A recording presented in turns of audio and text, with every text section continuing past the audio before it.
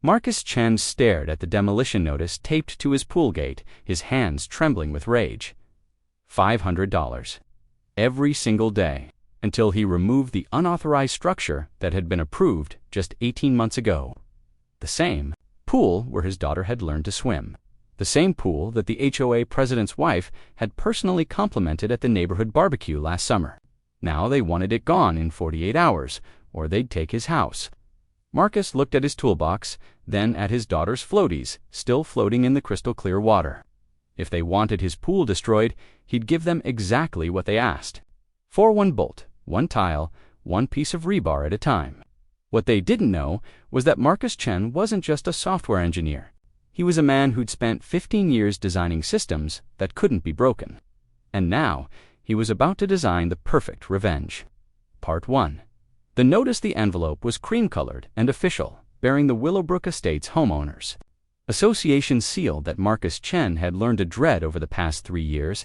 He found it wedged between his front door and the decorative glass panel at 6:47 a.m. on a Tuesday that started like any other coffee brewing. Laptop charging. His 8-year-old daughter Emma splashing in the backyard pool before school.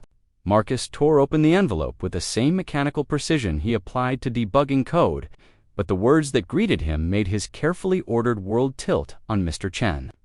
It has come to the attention of the Willowbrook Estates HOA board that the swimming pool installation at 47 Maple Ridge Drive constitutes a violation of Section 12.3.7 of the Community Guidelines regarding unauthorized permanent structures. You are hereby ordered to remove said structure within 48 hours of this notice. Failure to comply will result in daily fines of $500 until full removal is complete. Additionally, a lien may be placed on your property for accumulated fines exceeding $5,000. The paper fluttered from Marcus's fingers like a wounded bird. "Daddy, why do you look funny?" Emma appeared in the kitchen doorway, dripping wet in her mermaid print swimsuit, her dark hair plastered to her small shoulders. Marcus forced his expression into something resembling normalcy, though his pulse hammered against his temples. "Just some mail, sweetheart. Go get dried off for school." But his mind was racing. Unauthorized. The pool had been approved. He had the permits. He had the signed approval letter from the Architectural Review Committee, dated 18 months ago and bearing the signature of Board President Richard Hawthorne himself. After Emma left for school, Marcus stood at his kitchen window, staring. At the source of his sudden predicament, the pool was beautiful, a modest rectangular design with integrated LED lighting and a small waterfall feature. Nothing ostentatious, nothing that violated the community's aesthetic guidelines.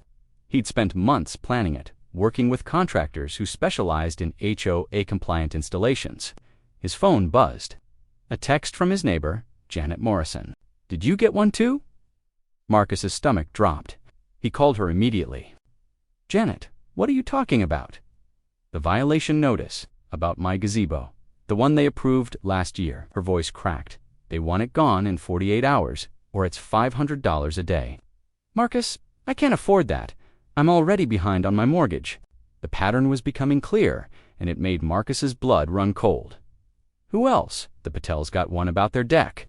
The Johnsons about their pergola. All approved projects. Marcus, all from people who... She stopped herself. Who what? Janet, who voted against the new board members in the last election. Marcus ended the call and immediately dialed the HOA management company. After 20 minutes of hold music and 3 transfers, he reached a bored-sounding woman named Patricia. "Mr. Chen? Yes, I see your file here. The violation stands. The board has determined that your pool was installed without proper approval. That's impossible. I have the approval letter right here.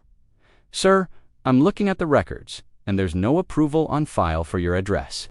Marcus's hand tightened. "On the phone, then your records are wrong. I'm looking at a signed letter dated March 15, 2023, with Richard Hawthorne's signature." A pause. "Mr. Chen, I suggest you bring any documentation you have to the emergency board meeting tonight at 7 p.m. Until then, the violation stands." The line went dead. Marcus spent the rest of the day gathering his ammunition. The original permit applications, the architectural committee approval, email chains with contractors, even photos from the neighborhood barbecue, where Richard Hawthorne had personally congratulated him on the pool's design, calling it exactly the kind of tasteful addition that enhances our community. The community center meeting room buzzed with tension when Marcus arrived that evening. 23 homeowners packed the spatial recipients of violation notices, all previous supporters of the old board regime that had been voted out 6 months ago. Richard Hawthorne sat at the head table like a king holding court. At 55, he had the soft features of a man who'd never faced real consequences, with prematurely silver hair that he clearly paid good money to maintain. Flanking him were the other new board members, Sandra Blackwell, a real estate agent with predatory eyes, and Tom Garrison, whose main qualifications seemed to be an inherited fortune and an aggressive personality. "Ladies and gentlemen," Hawthorne began, his voice smooth as expensive whiskey, "we're here to address the violation notices that have been issued. The new board has conducted a comprehensive review of all architectural modifications installed in the past 2 years, and we've found numerous unauthorized structures that must be removed to maintain our community standards." Janet Morrison stood first, her hands shaking as she held up a manila folder. "Mr. Hawthorne, you personally signed the approval for my gazebo. I have the letter right here." Hawthorne barely glanced at her. "Mrs. Morrison, I'm afraid you're mistaken. The board has no record of any such approval. But I have your signature, ma'am. I'm sure you have something. But without the proper filing with our management company, it's not valid." Marcus felt something dark and cold settle in his chest as he watched Janet's face crumple. Spent her life savings on that gazebo after her husband died, a small comfort in her grief. Now they were taking it away with bureaucratic doublespeak. He stood. "Mr. Hawthorne." The room fell silent. Hawthorne's eyes found Marcus with the lazy confidence of a predator who'd already won. "Mr. Chen, I was wondering when we'd hear from you." Marcus kept his voice level. "I have documentation proving my pool was approved by this board, signed, dated, and witnessed. As I've explained to the others, Mr. Chen, individual letters don't constitute proper approval without the corresponding management company filing." "Then why wasn't I told this 18 months ago when I applied?" Hawthorne's smile was a blade wrapped in silk. "Perhaps you should have been more thorough in understanding the process." The room erupted. Voices rose in anger and frustration, people waving papers and shouting about their own approved projects. Through it all, Hawthorne sat calmly, occasionally making notes on a legal pad. Marcus remained standing, studying the man who was systematically destroying his neighbor's financial stability. There was something else at work here, something personal. When the chaos died down, Hawthorne cleared his throat. "The board's decision is final. All unauthorized structures must be removed within the stated time frame, or fines will accrue daily at $500 per violation. The meeting is adjourned." As people filed out, defeated and angry, Marcus approached the head table. Hawthorne was packing his briefings with deliberate slowness, clearly expecting the confrontation. "Richard, Mr. Chen, I trust you'll be arranging for your pool's removal. Why are you doing this? You know these approvals were legitimate." Hawthorne looked up, and for the first time that evening, his mask slipped. The smile vanished, replaced by something cold and calculating. "Do you remember the last board meeting, Mr. Chen, before the election?" Marcus remembered. He'd given a speech about fiscal responsibility, about the old board's pattern of approving expensive community projects that benefited only a few residents. He'd specifically mentioned the $200,000 tennis court renovation that primarily served the board members' families. "You cost me that election," Hawthorne continued, his voice barely above a whisper. "You and your little speech about accountability. Do you have any idea what being board president meant to my business? The connections, the prestige? So this is revenge. This is consequences. Mr. Chen, you wanted accountability. Here it is. Every single person who voted against me is going to learn what it costs to cross Richard Hawthorne." Marcus felt something shift inside him, like a lock clicking. "Open. You're going to ruin people's lives over an HOA election. I'm going to enforce the rules. If that ruins lives, perhaps they should have thought about that before crossing me." Marcus stared at the man for a long moment, memorizing every detail of his smug expression. Then he turned and walked toward the door. Mr. Chen Hawthorne called after him. "Your 48 hours started this morning. Tick-tock." Marcus drove home in silence. but his mind was anything but quiet. He pulled into his driveway and sat for a moment, looking at the house where Emma had taken her. First steps, where she'd learned to ride a bike, where she'd discovered tea. Marcus was waiting on his front porch at 6 a.m. when Mike Daniels pulled up in his white pickup truck. Followed by a second vehicle Marcus didn't recognize, a sleek black SUV with tinted windows. Mike stepped out, looking older than his fit. Behind him emerged a woman in her 30s, with short auburn hair and the kind of alert eyes that missed nothing. "Marcus, this is Kelly Shaw," Mike said, nodding toward the woman, best construction photographer on the East Coast. Also happens to be a forensic documentation specialist. Kelly extended her hand with a firm grip. "Mike filled me in on your situation. What you're planning isn't just smart, it's brilliant. But it's also going to be expensive." Marcus had already run the numbers. The methodical disassembly would cost him roughly $15,000 in labor and documentation. But if his plan worked, it would cost the HOA significantly more. "I've got the budget. The question is whether you two are willing to be part of something that's going to get very complicated very quickly." Mike grinned. "Marcus, I've been dealing with HOA tyrants for 20 years. If you've figured out a way to beat them at their own game, I'm in."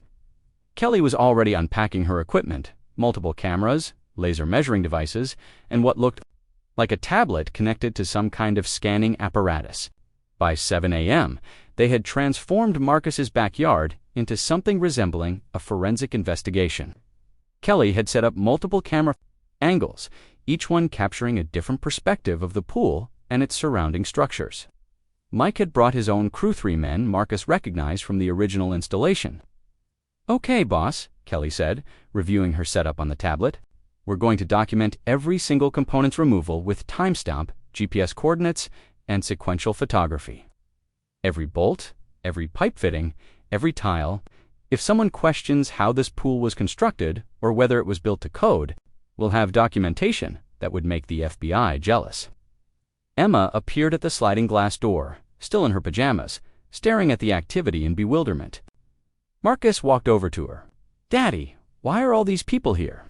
Remember how I said some adults want us to get rid of our pool? Well, we're going to take it apart very carefully so we can put it back together somewhere else. But where?" Marcus knelt down to her eye level.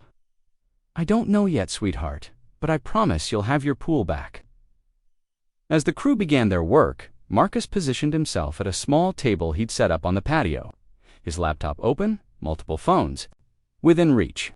If Richard Hawthorne wanted to play bureaucratic warfare, Marcus would show him what real strategic thinking looked like. His first call was to David Chuno Relation, despite the shared surname, a lawyer who specialized in HOA disputes. They'd met at a tech conference years ago and stayed in touch. "Marcus, I've been expecting your call since you emailed last night. I've already started researching your case, and I have some interesting news. Good, interesting, or bad interesting. Potentially very good. Your HOA's management company has been involved in 3 major lawsuits in the past 2 years, all involving similar situations, retroactive violation notices for previously approved structures. In each case, homeowners who fought back won significant settlements." Marcus felt his first genuine smile in days. "What kind of settlements?" "In the most recent case, $200,000 plus attorney fees. The homeowner proved the HOA engaged in selective enforcement with discriminatory intent." Sound familiar? Very familiar? "What do you need from me?" "Everything. Every document, every email, every photo. And Marcus, don't stop documenting. The more evidence you collect of their harassment, the stronger our case becomes."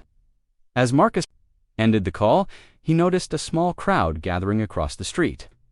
3 neighbors stood watching the pool disassembly, with expressions ranging from curiosity to concern. Among them was Patricia Hernandez, a real estate agent who lived 4 houses down. Patricia crossed the street, stepping carefully around the equipment scattered across Marcus's yard. "Marcus, what's going on?" "I heard about the violation notices. But this looks like ... Like what? Like you're planning something big?" Marcus studied her face. Patricia had always been friendly but neutral in neighborhood politics. "Patricia, can I ask you something? Off the record?" She nodded. "What do you know about Richard Hawthorne's business interests in this neighborhood?" Her expression shifted, becoming guarded. "What do you mean?" A man doesn't wage personal war against 23 families over an HOA election unless there's more at stake than pride. Patricia glanced around, making sure they weren't overheard. Marcus, I probably shouldn't tell you this, but Hawthorne's been trying to buy up properties in this neighborhood for months. My agency gets calls from his company at least twice a week, asking about upcoming listings. The implications hit Marcus like a physical blow. He's trying to flip the neighborhood. More than that. There are rumors about a development deal, something big, but he'd need to control at least 30% of the properties to make it work. Marcus felt the pieces clicking into place, and financially distressed homeowners would be forced to sell at below-market prices. Exactly, Marcus. If I'm right about this, you're not just fighting an HOA violation. You're fighting a calculated real estate grab. After Patricia left, Marcus called David back with the new information. The lawyer's response was immediate and energizing. We're not looking at a simple HOA dispute anymore. We're looking at potential fraud, racketeering, and civil rights violations. The fines could be the least of his problems. The LED lighting system and the custom tile work around the edges. Each component was photographed, measured, cataloged, and carefully stored in Marcus's garage, but the real work was happening on Marcus's laptop. He'd spent the morning building a comprehensive database of every interaction between Hawthorne and the targeted homeowners. Email, timestamps, meeting recordings, property value assessments. A pattern was emerging that painted a picture of systematic harassment. His phone buzzed with a call from an unknown number. Mr. Chen, this is Sandra Blackwell from the HOA board. I'm calling to inform you that your pool disassembly activities are creating a nuisance for the neighborhood. You're required to complete the removal by tomorrow at 5 p.m. or additional fines will be assessed. Marcus looked at Kelly, who was currently documenting the removal of individual tiles with the precision of an archaeologist. Ms. Blackwell, I'm complying with the violation notice. There was no specification regarding the timeline for removal. Ms. Blackwell, let me stop you right there. This call is being recorded, and I want to make sure I understand the board's position. Are you saying that my compliance with the violation notice is insufficient because I'm not removing my property fast enough? A pause. The board expects reasonable cooperation. And what constitutes reasonable?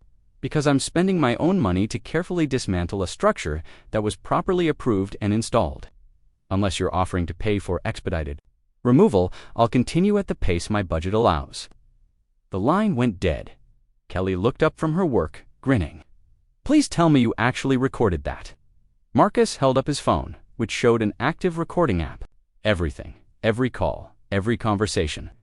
David suggested I document all harassment attempts. Mike walked over, wiping sweat from his forehead. Marcus, we've got a problem. This pool was built really, really well. If we document everything the way Kelly wants, 6 weeks minimum, maybe 8. Marcus calculated quickly. 6 weeks. At $500 per day would be $21,000 in fines. 8 weeks would be $28,000. But he also knew that HOA liens took time to process, and David had already filed for an emergency injunction to halt the fines pending their lawsuit. Do it right, Mike. Document everything. As the afternoon wore on, word spread through the neighborhood about Marcus's methodical approach to the pool removal. By 4 p.m., a steady stream of neighbors had found reasons to walk past his house. Some were curious, others were supportive. A few were clearly reporting back to the HOA board.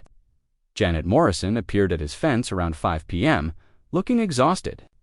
Marcus, they came to my house today, Hawthorne and that woman Sandra. They offered to buy my property. Marcus set down his laptop. For how much? 60% of market value. They said it was a generous offer, considering the pending violation fines. What did you tell them? I told them to go to hell. But Marcus, I can't afford these fines. I'm going to lose my house either way. Marcus made a decision that would have seemed impossible 48 hours earlier. Janet, what if I told you I'd cover your fines until this is resolved? Her eyes widened. Marcus, I can't, eh? The Hamilton County Courthouse was a monument to bureaucratic intimidation, all marble columns and echoing hallways designed to make ordinary citizens feel small. Marcus arrived at 8:30 a.m., 30 minutes before the emergency hearing, carrying a wheeled briefcase that contained 18 months of documentation and 3 days of strategic preparation. David Chen was waiting in the hallway outside courtroom 7, looking like he'd been up all night. Which, Marcus realized, he probably had been. "How bad is it?" Marcus asked. "Depends on your definition of bad. The good news is Judge Patricia Valdez is hearing our case. She's got a reputation for being tough on frivolous litigation. The potentially catastrophic news is that Hawthorne showed up with Morrison, Keck, and Associates." Marcus felt his stomach drop. Morrison Keck was the kind of law firm that charged $800 an hour in won cases through sheer financial attrition. How many lawyers? 4, plus a paralegal and what looks like a private investigator. Through the courtroom windows, Marcus could see the opposing team arranged around their table like a military formation. Richard Hawthorne sat at the center, wearing a perfectly tailored navy suit and an expression of serene confidence. He looked like a man who'd never lost anything important in his life.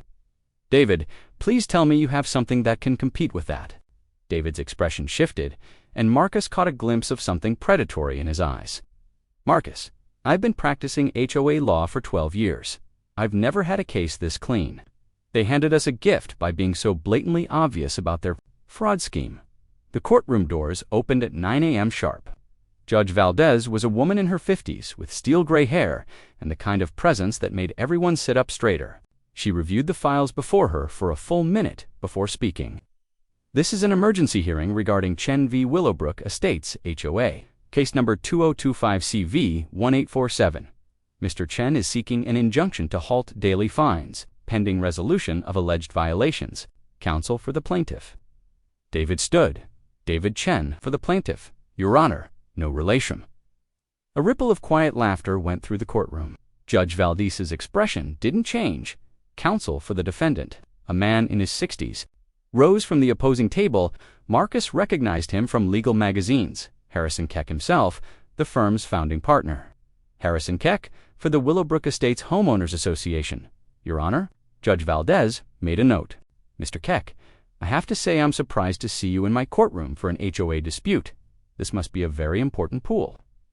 "Your Honor, this case involves significant issues of property rights and community governance that extend far beyond." "Mr. Keck, I've been a judge for 18 years. I can usually tell the difference between a significant legal issue and an expensive tantrum. Please proceed with your argument." Marcus felt his first surge of hope. Judge Valdez had just told the most expensive lawyer in the county that she wasn't impressed by his presence. David approached the bench carrying a thick folder. "Your Honor, we're asking for an emergency injunction because the defendant, HOA, is engaging in a pattern of harassment and selective enforcement that appears designed to force property sales for personal gain." "That's a serious accusation. Chen, do you have evidence?" "We do, Your Honor, if I may present Exhibit A." The next hour was a masterclass in legal precision. David methodically presented evidence of the HOA's approval process, the retroactive violations, and the pattern of targeting specific homeowners. But the crucial moment came when he introduced Patricia Hernandez's testimony about Hawthorne's property acquisition attempts. "Your Honor, we have documented evidence that Mr. Hawthorne's company has made below-market purchase offers to every homeowner who received a violation notice. In some cases, on the same day, the violations were issued." Harrison Keck rose to object, but Judge Valdez held up her hand. "Mr. Keck, I'm going to hear this evidence. Please continue, Mr. Chen." David activated a laptop connected to the courtroom's display system. A timeline appeared showing the dates of violation notices alongside recorded property offers from Hawthorne Development LLC. "Your Honor, the pattern is unmistakable. Violation notice to the Morrison property on Tuesday, purchase offer on Wednesday. Violation notice to the Patel property on Friday, purchase offer the following Monday. In every case, the offers were significantly below market value." With explicit references to the homeowner's financial difficulties due to pending HOA violations, Marcus watched Hawthorne's expression carefully. For the first time, the man looked genuinely concerned. Judge Valdez studied the timeline. "Mr. Keck, I hope you have a compelling explanation for this pattern." Keck stood, his previous confidence noticeably diminished. "Your Honor, property transactions are a matter of public record. The fact that my client engaged in legitimate business activities doesn't constitute evidence of wrongdoing. legitimate business activities. Mr. Keck, are you seriously arguing that issuing violation notices and immediately making lowball offers on the same properties is just a coincidence? Your Honor, the HOA board has a duty to enforce community standards, which brings us to the next issue. Judge Valdez interrupted. Mr. Chen, you're claiming these violations were improperly issued. David activated a new exhibit. Your Honor, this is a photograph of the architectural approval letter for Mr. Chen's pool, signed by Mr. Hawthorne himself in his capacity as board president. It's dated March 15, 2023. The image filled the courtroom display, a clear scan of the approval letter with Hawthorne's signature clearly visible. Mr. Keck, how do you explain your client issuing a violation notice for a structure he personally approved? Keck conferred quickly with his team before responding. Your Honor, the approval process requires filing with the management company. Without proper filing, individual letters have no legal standing.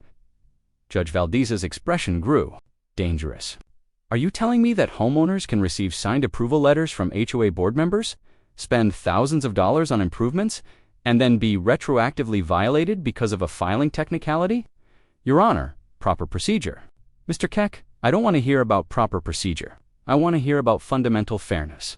Mr. Chen, do you have evidence of other homeowners in similar situations? David smiled. Your Honor, we have documented 18 identical cases within the Willowbrook Estates community. All approved structures, all retroactively violated. All homeowners who received subsequent purchase offers from Mr. Hawthorne's development company. The courtroom fell silent, except for the sound of Harrison Keck frantically shuffling papers. Marcus realized the man was stalling, trying to figure out how to salvage an unsalvageable situation. Judge Valdez made several notes before speaking. Mr. Keck, I'm going to give you an opportunity to explain how this isn't exactly what it appears to be. Keck stood slowly. Your Honor, my client maintains that all violation notices were issued in good faith based on a comprehensive review of community compliance. Good faith, Mr. Keck, good faith doesn't typically involve making purchase offers to the same people. You're fining $500 per day. Marcus felt the momentum shifting in the courtroom. Several spectators' neighbors who'd come to watch the hearing were nodding along with Judge Valdez's observations. Your Honor, David interjected, we'd like to present one final exhibit. Proceed. David activated his laptop again.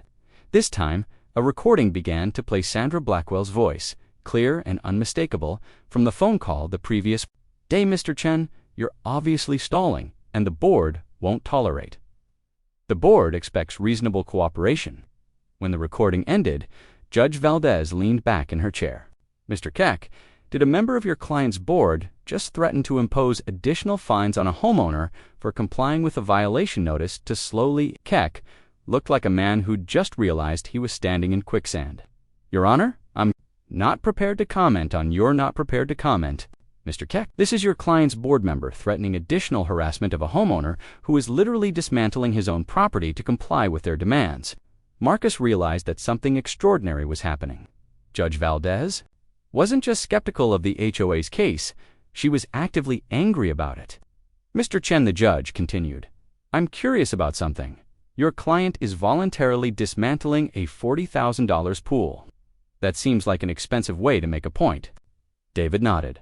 Your Honor, Mr. Chen is a software engineer. He's approaching this situation systematically. He's not just complying with the violation notice. He's documenting every aspect of the structure to preserve evidence and ensure proper reconstruction when this matter is resolved.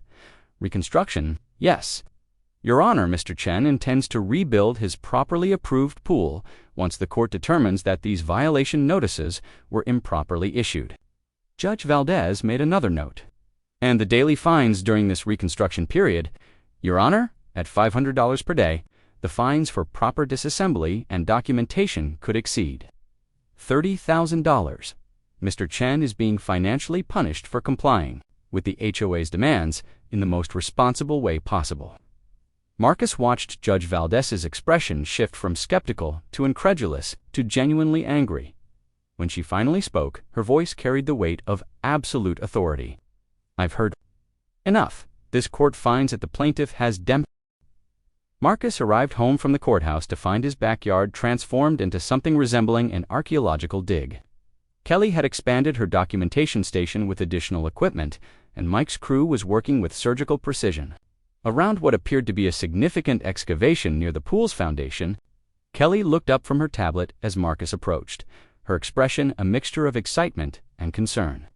"Marcus, we need to talk. Privately."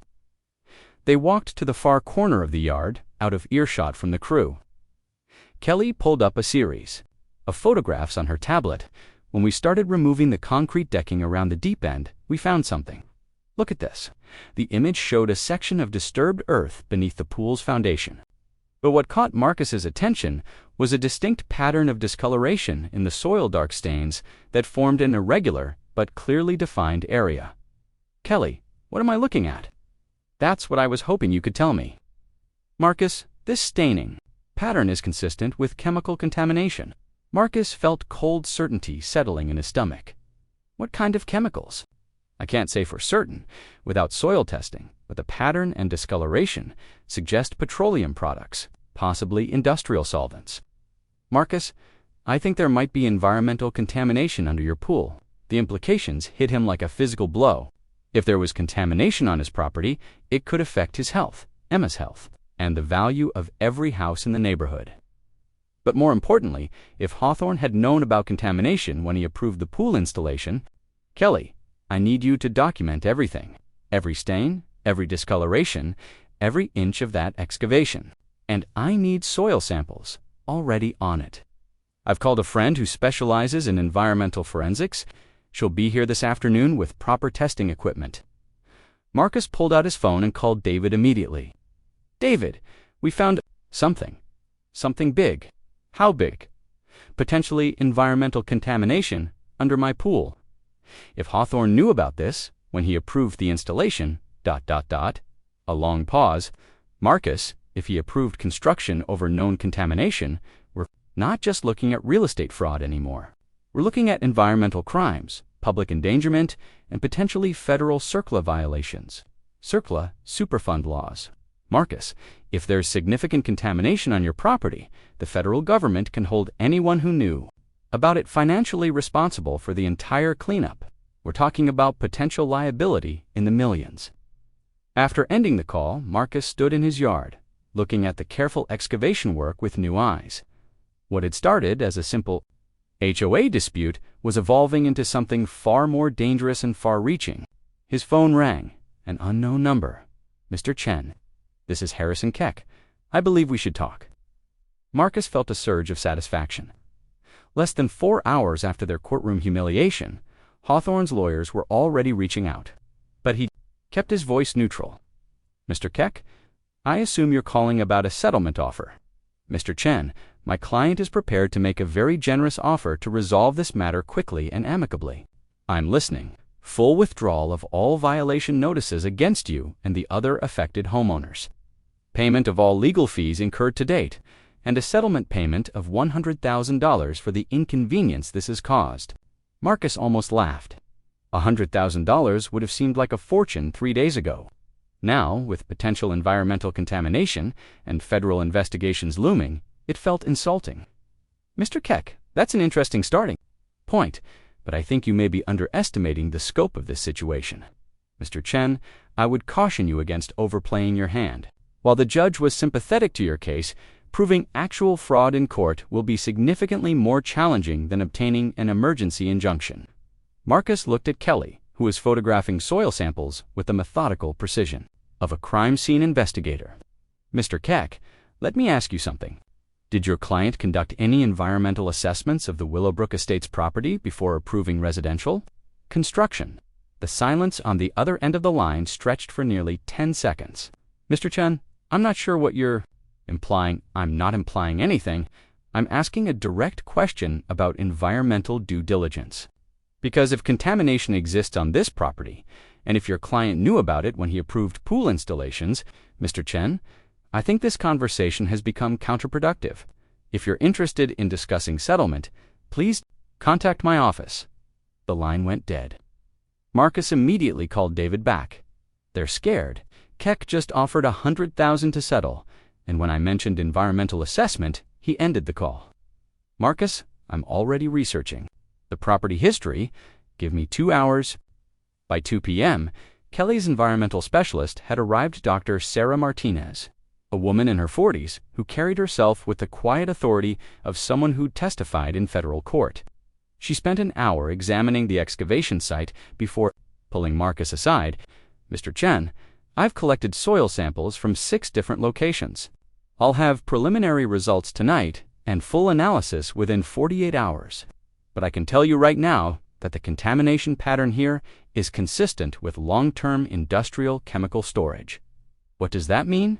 It means that at some point, probably decades ago, someone stored significant quantities of industrial chemicals on this site. Improperly stored chemicals. Marcus felt his phone buzzing with an incoming call from David. "Marcus, I found something." The Willowbrook Estates development was built on the site of a former chemical processing plant that operated from 1952 to 1987. The plant manufactured industrial solvents and was cited multiple times by the EPA for improper waste disposal. Was Hawthorne involved in the original development? Better than that. Hawthorne Development LLC purchased the contaminated site from the chemical company in 1998 for $200,000, about 20% of its fair market value. The sale documents include explicit references to environmental remediation responsibilities that were transferred to the buyer. Marcus sat down heavily on his patio chair. So Hawthorne bought contaminated land, built houses on it without proper cleanup, and has been covering it up for 25 years. That's exactly what it looks like. Marcus, if I'm right about this, your pool installation accidentally discovered evidence of environmental crimes that could bring down his entire real estate empire. The pieces were falling into place with terrifying clarity. Hawthorne hadn't just been trying to force property sales for profit, he'd been trying to control who could dig on their properties. Every pool, every foundation repair, every landscaping project was a potential discovery of contamination that could expose his decades-old cover-up. Marcus looked at his half-dismantled pool, at the careful documentation of every component, at the soil samples that might contain evidence of criminal negligence spanning decades. "David, I need you to contact the EPA tonight. Already drafted the complaint. Marcus, by tomorrow morning, this is going to be a federal environmental investigation." Hawthorne's about to face charges that could put him away for decades. As the afternoon progressed, groundwater samples and air quality measurements, Kelly was documenting everything with the precision of someone who knew this evidence would be scrutinized by federal investigators. But the most significant moment came at 4:30 p.m., when Mike's crew uncovered something that made Dr. Martinez immediately call for additional protective equipment. "Marcus, you need to see this," Mike called out, his voice tight with concern. In the deepest part of the excavation, they'd uncovered what appeared to be buried metal drums, industrial containers that showed clear signs of corrosion and leakage. Dr. Martinez took one look at the discovery and immediately began making phone calls. "This site needs to be treated as a hazardous materials scene. Everyone without proper protective equipment needs to evacuate immediately." As Marcus watched his neighbors gather on the street, staring at the growing activity in his backyard, he realized that Richard Hawthorne's attempt to steal a few houses had accidentally exposed an environmental disaster that had been poisoning the entire neighborhood for decades. His phone rang again. Harrison Keck, sounding significantly less confident than he had that morning. "Mr. Chen, my client would like to schedule an immediate meeting to discuss expanded settlement terms. Mr. Keck, I think your client's window for settlement just closed." As of about 30 minutes ago, this became a federal environmental crime scene. "Mr. Chen, surely we can reach some accommodation." "Mr. Keck, the only accommodation your client should be worried about is the one he'll be getting in federal prison."